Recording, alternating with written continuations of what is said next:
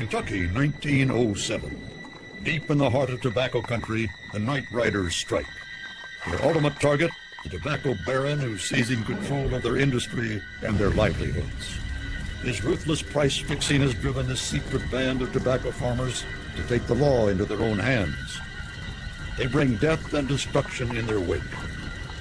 Much like war, there's really only the first battle fought this century against the growing power of those who control tobacco's newest product, the mass-produced cigarette.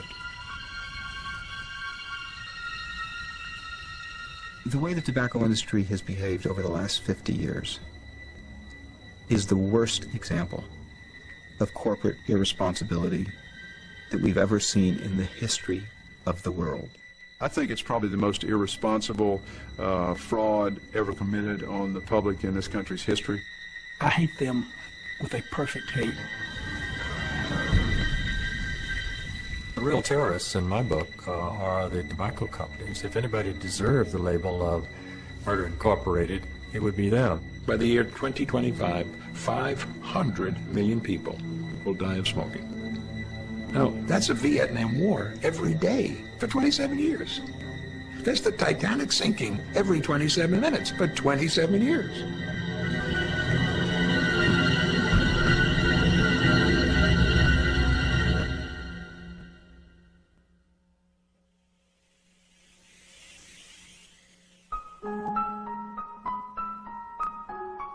The cigarette is the 20th century's most familiar and perhaps most successful consumer product. It's also one of the century's biggest killers. It's made huge fortunes. It's built vast corporations that are fighting to protect this tiny tube of tobacco and the wealth that it represents. These are adults. They've made a choice. And they want to smoke, increasingly, actually. You know, you see people, they just want to smoke. There are more smokers in the US today than voted for President Clinton in either of the last two elections. So, I mean, this is hardly a minority activity. There's no question what the objective of the other side of this debate is trying to do. Their objective is to put us out of business. We're selling more cigarettes today than we've ever sold in the history of this world. Ever. And we will sell more tomorrow than we sold today. That's enough, you know. The tobacco harvest in Kentucky. Nicotine, found mainly in the plant's leaves, provides the key ingredient of a cigarette. And it's the way the human body absorbs nicotine from this plant, which makes the cigarette unique, different from all other tobacco products developed since Walter Raleigh brought the news of this vile and loathsome weed back to England.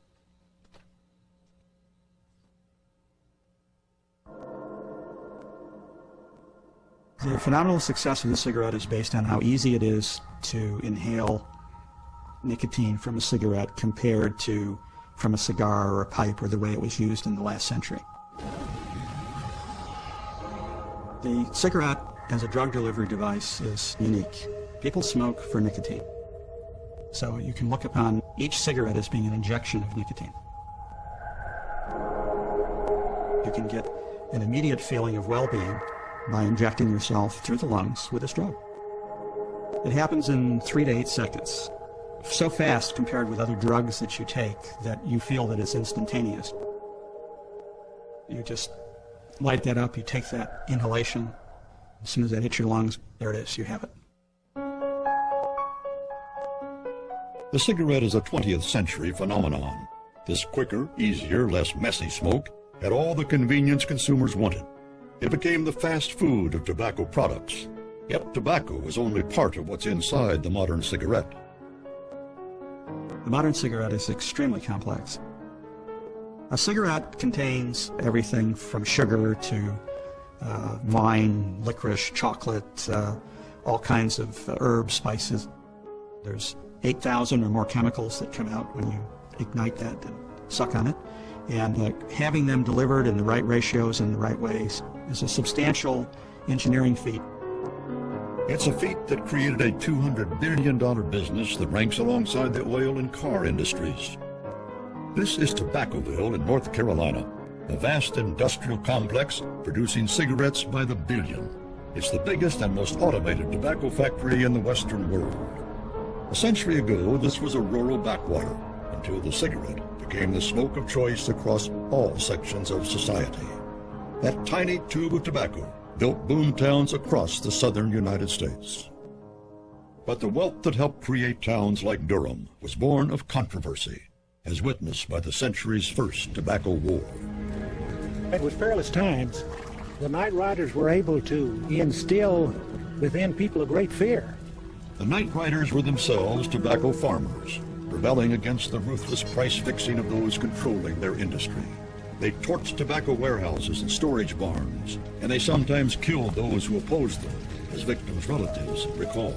The night riders whipped him with thorn brush. It was a brutal beating, and his back must have looked something like a chopped beef steak. He died from the bruising of his kidneys during the beating. Many more fell victim to similar treatment. It was the most sustained and violent uprising in America between the Civil War and the race riots of the 1960s.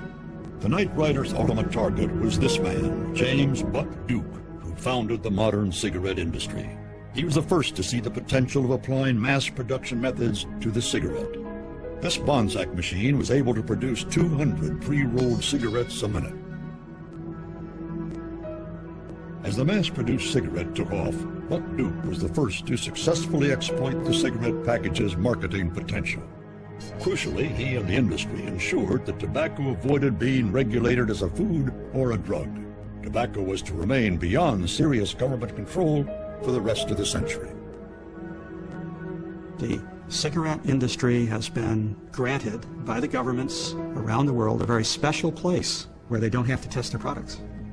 It's different than every other industry that I've ever been aware of. I mean, can you imagine even buying something as simple as a bar of soap without having some feeling that it had been tested for safety and wasn't going to take your skin off? I mean, you know, every product that's sold that comes in contact with the human body usually is tested for safety and for efficacy, but not a cigarette.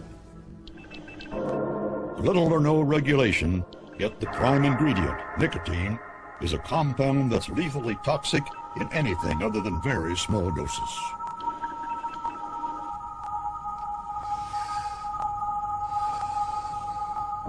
The yellow and red spots show nicotine in the brain. There it stimulates the pleasure pathways releasing dopamines, a chemical that's also released by sex. The nicotine stimulates other areas of the brain which heighten awareness. When you inhale a cigarette, the nicotine goes to various sensors in the brain. It's what we call a central nervous system depressant, so it kind of relaxes you. But at the same time, it stimulates you. So it's a very unique drug that both stimulates and depresses at the same time.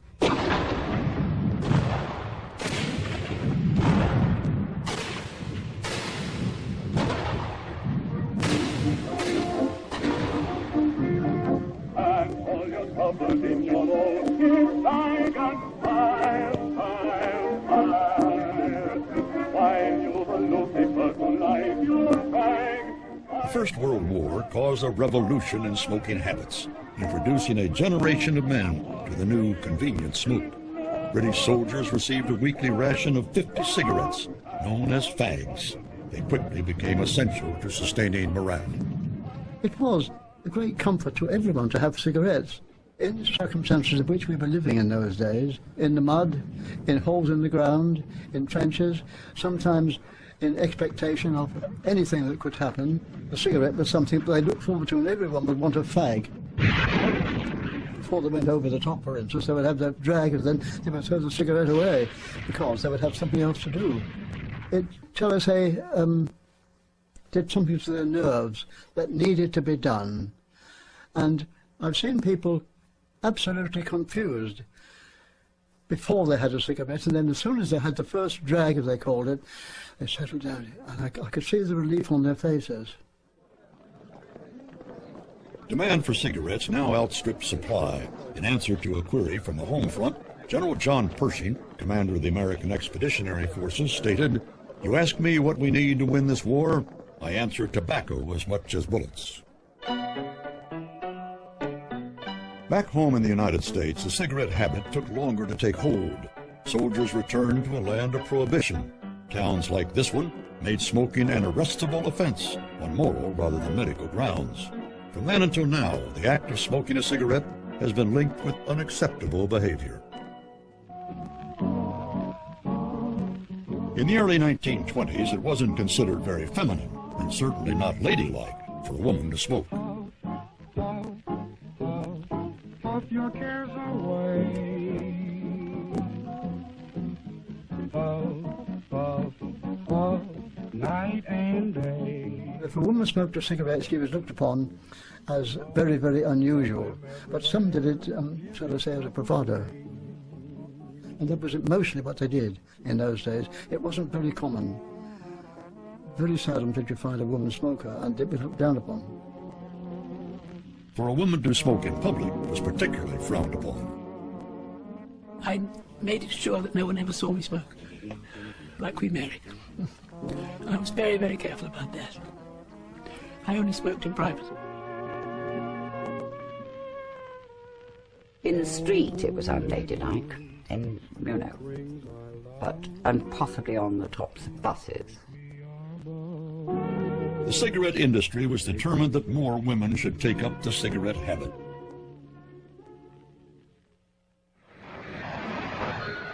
In 1929, a New York public relations executive was asked to help. One day, Mr. George Hill, president of the American Tobacco Company, called me in and said, we're losing half of our market. And I said, why, Mr. Hill? He said, there's a taboo by men that does not permit women to smoke in public. What can we do about breaking down that taboo? Some women in the 20s had adopted cigarettes as a badge of their newly won emancipation. The industry decided to capitalize on this. They called women's cigarettes torches of freedom and arranged a publicity stunt. So I called up a debutante friend of mine, asked her to get another friend, and to walk in the Easter parade, lighting torches of freedom to protest man's inhumanity to women by a taboo against smoking. The papers ran the story. The cigarette industry now began seriously to target women smokers. They pushed nicotine's ability to suppress the appetite. American Tobacco's Lucky Strike brand led the way. Right now. Light up a Lucky. Reach for Lucky instead of a sweet was thought up to get women to smoke, and then by sort of making the argument that sweets would probably make you fat, whereas cigarettes would. I remember this extraordinary picture of the lady who was smoking cigarettes because if she smoked cigarettes she didn't eat, and so she kept slim. I can go for hours without eating because I smoke. It is a substitute for eating. I think it worked well for a period there in the way back in the 20s where women did switch from sugar products to cigarettes. In the 1930s, most people attended movies regularly. Theaters became crucial places for the industry to advertise its wares. Hello there. Remember me? I'm Johnny, the same Johnny you hear on the radio, inviting you to smoke Philip Mary, America's finest cigarette. Right now, it's my pleasure to bring you some slow movies. I know you'll enjoy it. The tobacco companies made their own commercials for theater release, but more importantly, the stars on screen were highly influential smoking role models. With the movies, the tobacco industry left nothing to chance. Big stars like Clark Gable were sent packages of free cigarettes in an effort to put the industry's product on screen. The real problem, because they all smoked in those days, was getting them to show the Lucky Strike package where the bullseye was in the picture so that you would know that they were smoking Luckies. I was always astonished that the giants like Clark would be so nice about getting a free carton a week. And to my astonishment, no matter how much money they were making, a free carton a week really made a big hit with them.